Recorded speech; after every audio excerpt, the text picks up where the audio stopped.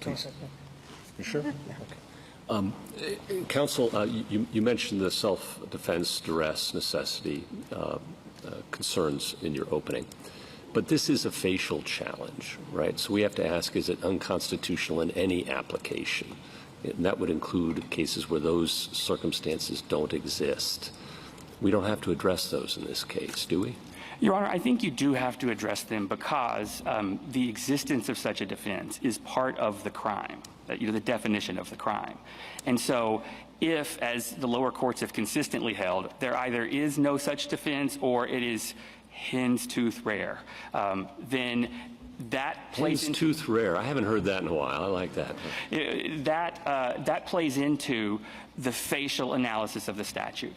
And I think one of the areas we diverge with my friend is this facial versus as-applied distinction, which even this court, I was happy to read, finds that distinction amorphous sometimes. I certainly do. But in this case, by a facial challenge, we mean the elements specifically target conduct that is explicitly protected by the plain text of the second. And if I were to disagree with you on that, though, there would be an as-applied challenge available later in those cases, right?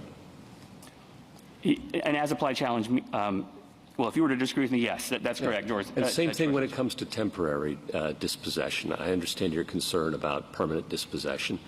But again, that isn't what's necessarily before us in a facial challenge where we have to ask, is it unconstitutional in all of its applications, right? Your Honor, that test for faciality, I think, is primarily remedial. It typically comes up in the civil context where someone is suing to enjoin the enforcement of a statute, and so the Salerno test, it's called, comes into play as to typically that assumes there is a valid application or a space of valid application of the statute, and then the complaint is either there's too much outside or my case is outside or something like that.